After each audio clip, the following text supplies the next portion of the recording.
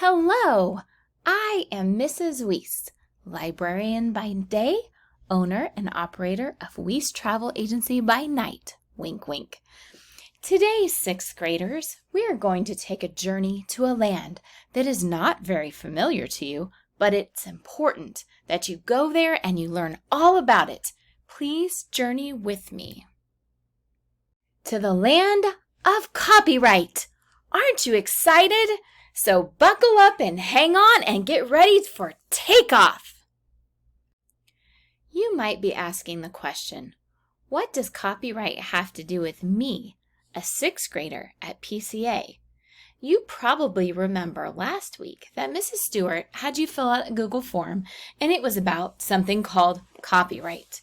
It showed us that you haven't learned that much about copyright yet, that it is new to most of you. It's important for you to know that if you don't follow copyright, you're breaking the law, and it's called a copyright violation. We want to avoid violating copyright, but in order to avoid violating copyright law, we need to understand what it is, right? Okay, so that's why we're going to journey to this land of copyright. The objective, or the goal, of this is that by the end of this journey, you will be able to do the following things. First of all, you'll be able to define copyright. Secondly, that you'll be able to define public domain.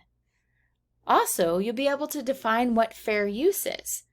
And not only that, you'll be able to list the 4 factors of fair use. And also, it's important that you're able to describe how copyright applies to you, which is what we just talked about, right? Okay. At this stop on our journey, let's talk about the copyright definition. Legal protection creators have over things they create. What kinds of things is this referring to? Well, thank you for asking. Let's talk about that. Here we see examples of original works that are protected by copyright. You'll see that books are protected, poetry, movies, music, photos that you or others take, paintings are protected, even video games, and even more things are copied as well. So what this means is that the law protects all of these original creations from being copied without permission. Let's explore more on our journey and find out what public domain means. As you can see, public domain can be defined as creative work that's not copyrighted, but it is free to use without permission. Let's look at some examples of works that are in public domain. That will help us understand more about it. We have the Mona Lisa by Leonardo da Vinci, also Shakespeare's writings, and additionally music by the famous composer Beethoven. You might be wondering, well, how come some works are in public domain and others aren't? Well, a work enters public domain after a certain period of time has passed. Anything that was created before 1923 is in public domain.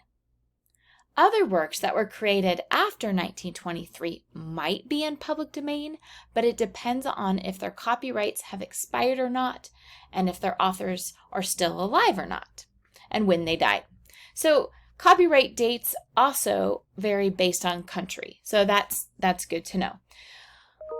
Let's see if this makes your head spin. For the United States, works that were created but not published before January 1st, 1978 are copyrighted for the life of the owner plus 70 years.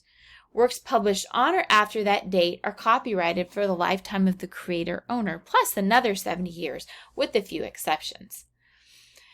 Another thing that creators or authors can do is they can actually donate their work to public domain, and then that way they're actually giving up their rights, and that one is free. That's free to use if they do that. So it is a really good idea to try and look on the work itself to see if it's in public domain if you're not sure. And if you still have questions about a specific work, and if it's under public domain or not, please ask me and I'll help you sort it out. Aha! We have landed in the land of fair use. Or should I say, the waters of fair use. It can be defined as the ability to use copyrighted works without permission, but only in certain ways and in specific situations. Fair use can be a bit tricky to figure out. They've actually left it kind of up in the air and with some flexibility on purpose, which sometimes makes it a bit confusing, but I guess that allows for some more freedom, and so that's why they did that. So there are 4 factors of fair use that we're going to talk about. They're going to help us understand better what fair use actually is. The first factor of fair use is purpose. What is this work being used for? What's the purpose that someone is using it? If it is being used for education, if the answer is yes, it is more likely it will be considered fair use. Also, if it's being changed into something that is a lot different than the original work that was created, then it will be more likely to fall under fair use as well. Works that are used for criticizing or commenting, reporting news, or are used for comedy, which means, right, to get a laugh out of people, are also more likely to be considered fair use. If, on the other hand, the purpose of using the work is to make money, then the answer is most likely no. It does not fall under fair use, and you would need permission before using that created work. The next factor to consider is nature. If the original work is nonfiction, or it's based on facts, and is not considered to be a fictional or a created work, it is more likely to be considered fair use. So again, if it's nonfiction, it's more likely to be considered fair use than fiction. So consider this if you're not sure whether or not you need to have permission to use the work. Remember, you still do need to cite where you found the work, even if it is fact and it's covered under fair use. An additional factor to be considered is amount. What we mean by that is, what is the amount you're going to copy? There are rules involving this, or guidelines actually.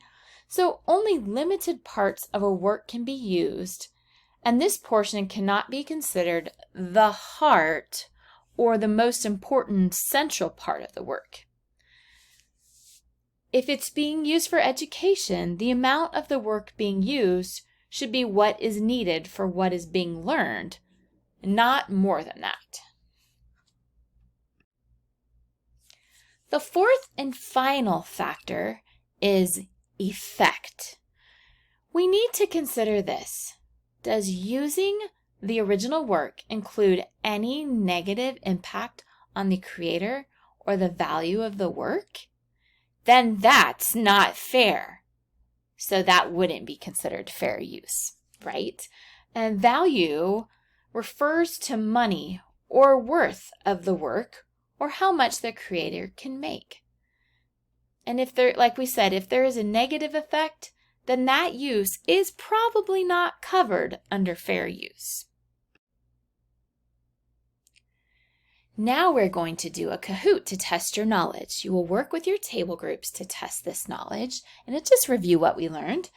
After we take a short brain break after the Kahoot, we'll do a short Google form just to see what you've learned. And that way we'll know if you know these different things. What copyright is, what public domain is, what fair use is, what the 4 factors of fair use are, and how does this apply to you? So thank you guys for being such awesome travelers in the land of copyright. And here are my references. You can see it's important to always cite where you got information from. And these are some of the things that I used to help me in my presentation. Thanks again for being such good listeners, and buckle up and enjoy your ride home.